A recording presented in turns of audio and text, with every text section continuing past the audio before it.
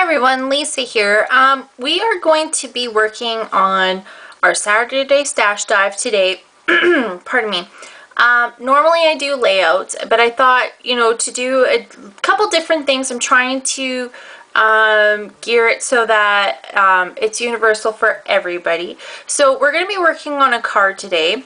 So we're going to start off with a piece of paper, and this is a piece of letter paper, and it's cut lengthwise in half.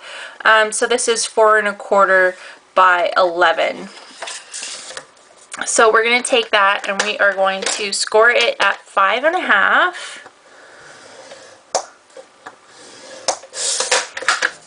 So I just wanted to score it so that I could get this out of the way, so that way we could, get the bigger elements out of the way. And this is some paper that I got from Michael's. It was in a pack of a couple different colors, so just use whatever you have on hand to coordinate. I'll show you what we're going to use for our background, and then you can kind of make the colors work because it's kind of a monochromatic look. So again, you can just kind of mix and match to however you need it to be. So we're just going to set this aside for right now. And the other thing you're going to need is a very nice background stamp. I'm using this one that's, I think it's called Leaf and Vine by Hero Arts, and it's called Leafy Vines, pardon me, by Hero Arts. So what we're going to do is we're going to take some Versamark ink, and you can use this on almost any background stamp. I just bought this one and I really like it, so I wanted to, use it, and I just think it's really pretty. So we're going to ink that up with some Versamark ink. And then I'm going to take my piece of white cardstock, and this is cut to 4 by 5 1/4, and this is a dryer sheet because I don't have an embossing buddy, and I just rub it really good over the paper, and I'm trying not to touch it as much as possible, and just rubbing it really good on there. And what we're trying to do is make it so that no clear powder sticks to it. So just going to get this over here, and then we're going to carefully line it up, and then just take a piece of like scratch paper. I've got this piece of wax paper, so just take it over top and just make sure you press all over just to get a good impression.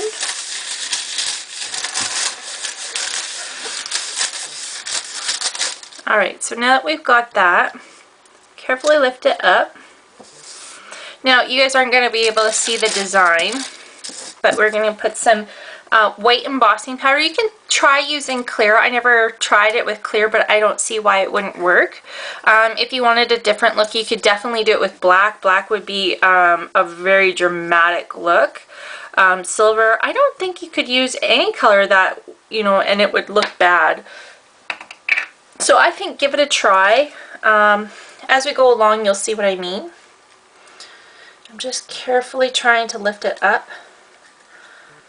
I'm just going to go to one place where I know there's no embossing powder and just tap off the excess. And you can see I got a little bit here. I was a little aggressive with my pressing of the stamp, so I'm just going to take a dry, that one's wet. I'm just going to find a dry brush here. And we're just going to wipe away that excess.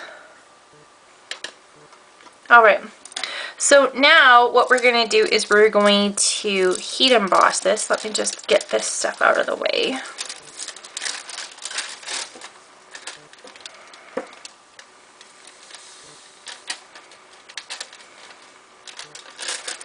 Alright, get that out of the way.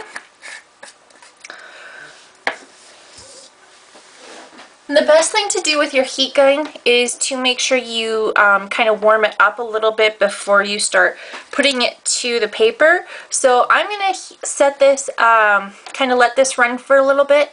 So I'm going to kind of, you know, jump forward a little bit here, and then you'll see the heat embossing in action.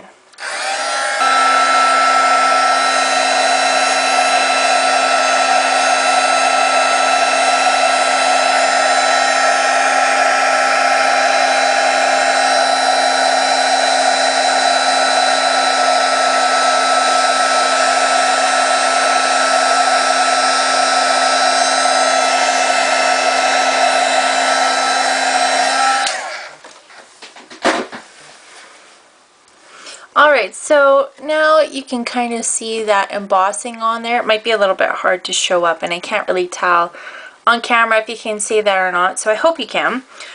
So then the next thing we're going to do is we're going to take some circle dies, and this is where this part, this month's focus is come into play. So this month's focus is using our manual die cutting machine. And I just thought for simplicity's sake, let's go to some circle punches. These are some Spellbinders, and these are the large and I think the small circle dies. So I just picked a variety of from each of them that would work very well.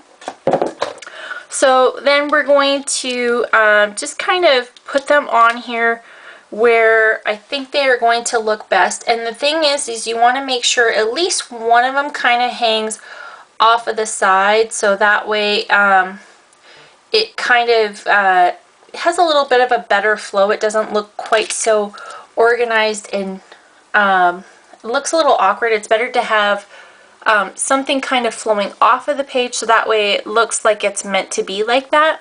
So I've just got some old washi tape here. It's kind of lost its stickiness, so we're just going to use some of that washi tape, and we're gonna stick some of these down. I might just move this one over a little bit.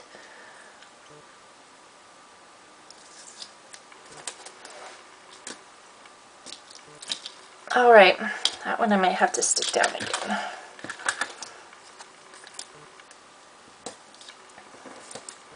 So now that we have that stuck on there, we're going to bring in our good old manual Big Shot. This thing is a workhorse. It works awesome. It's never, you don't have to worry about electricity or, you know, making sure that you have a power source or something like that. It just works all the time. So we're going to, if you have the multi-purpose platform, you want to make sure all of the tabs are closed. You have your sandwich, which is your plate, your paper, and then your other plate, and then you're just gonna run it through.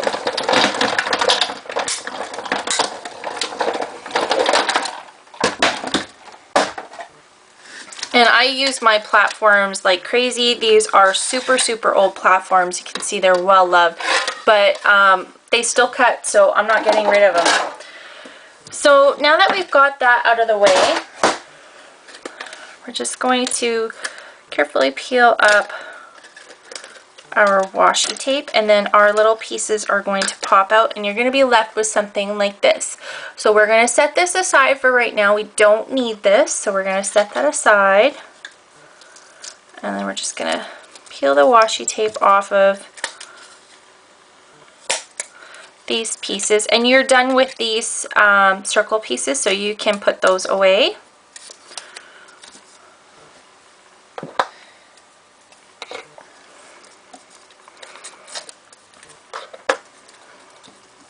Alright, so we're left with these really pretty pieces, and you can see they fit in here quite well. And what I'm going to bring this back in for a second, because what I want to mention is it all depends on how you want to do this particular piece. But what I like to try and do is fit it back into these little circle pieces. And what I'm going to do is I'm going to be doing an ombre effect on each one of these circles. So I want to know where the bottom to the top is. So I'm just going to leave it like that. and set that other part to the side. And then we're going to be using some distress stain. So I've got some peacock feathers and evergreen bough distress stain, and that's why we're working on this craft mat today.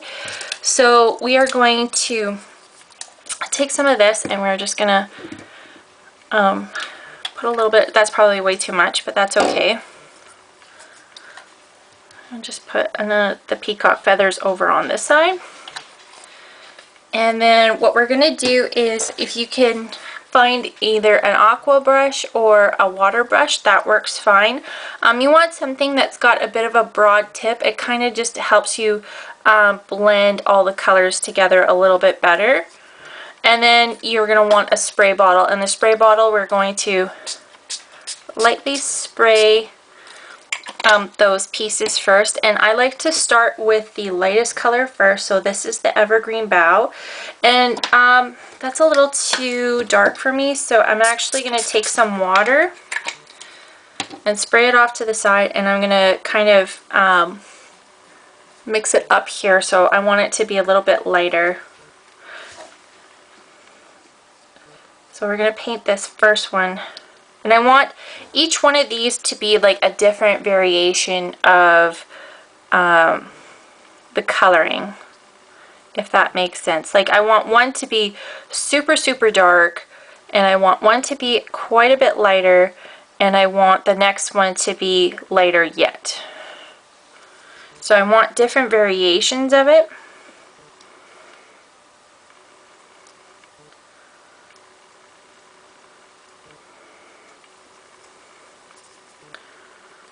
So it's almost like playing with paint. You want to make sure you kind of really get your different tones in here. So you can see I'm really playing along with the different tones.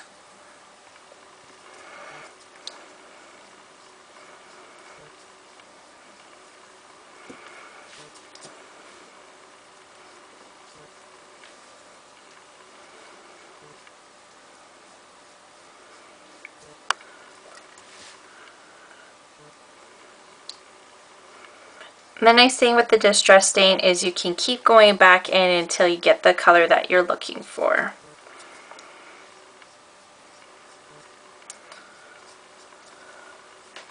And the other thing is they look a little splotchy. I'm not sure if the camera's picking it up or not. They'll look a little splotchy at first, but when you dry them out, they will definitely smooth out. So I'm pretty happy with those results there.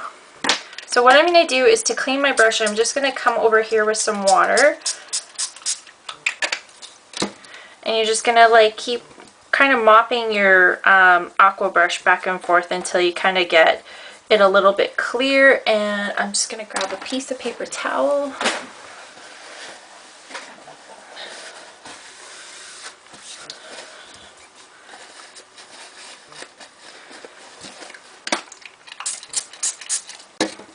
And you can see it'll come clear, like it's practically clear now. So I will clean that off on the side, and then what I'm going to do is I'm just going to really lightly clean up this spot over here, so that way we don't get color everywhere. What I would normally do is, this is a card that's easily to be mass produced, so I wouldn't get rid of all of that distress stain. As I would probably either make a tag or cut some more circles out or something like that, and just kind of make a whole bunch, so that way that distress stain doesn't go to waste.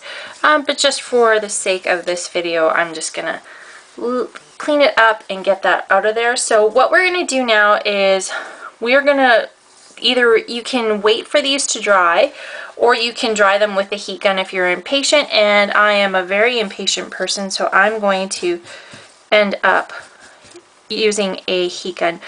What I'm doing is I'm just wiping the excess off of that white embossing powder, and you can see they really show up quite a bit.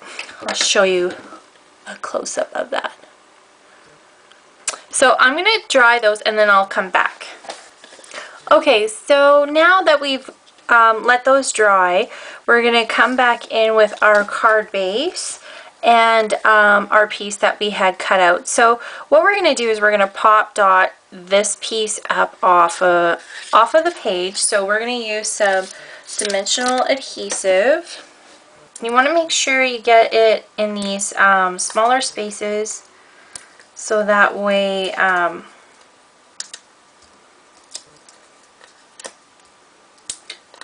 it will look like it's popped off of the page. That's probably an excessive amount, but that's okay. So we're going to just remove that, and then we're going to center it onto the card base.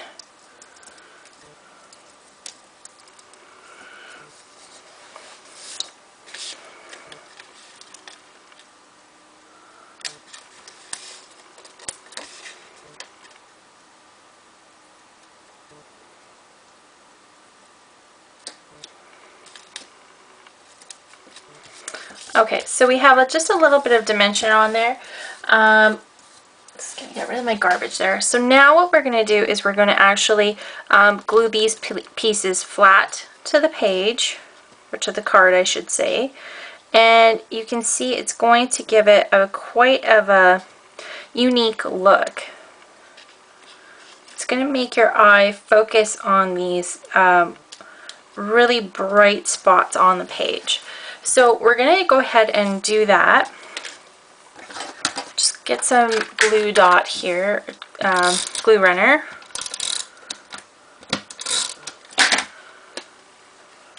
And then we're going to glue those down, preferably straight.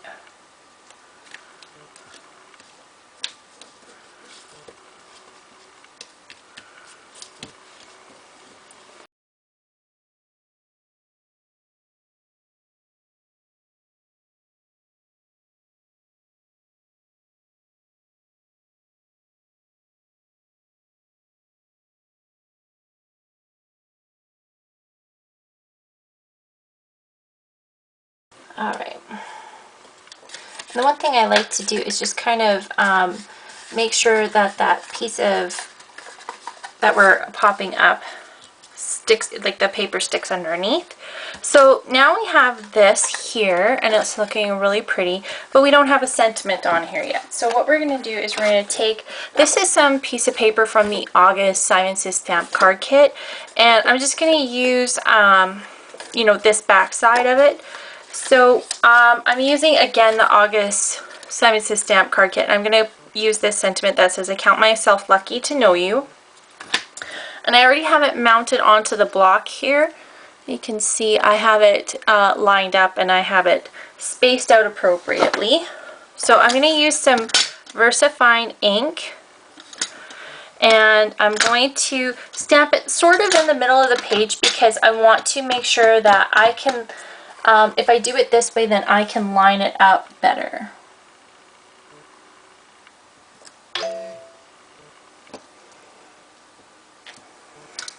So now what we're going to do is I'm going to trim that off.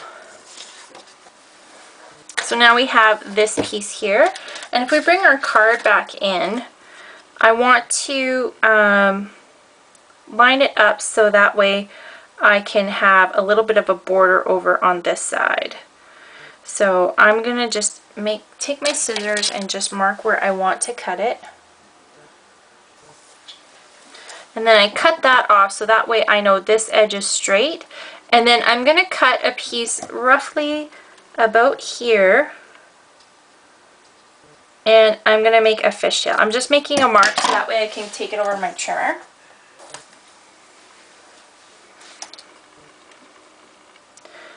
And I'm just going to add a fishtail onto there. I was just checking the placement of it.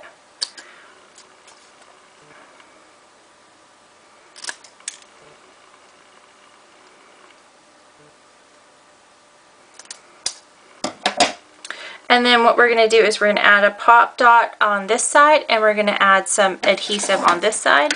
So the adhesive goes on this side, and then the dimension goes on this side. And you want to make sure you use the same dimensional adhesive as you did on the bottom, because it's going to make it lie flat. It's going to be even. So that's why we need to do it that way. So just line up the edges and stick that down. And then just as a finishing touch, you can grab some enamel dots. And then you can just stick those on in little different areas.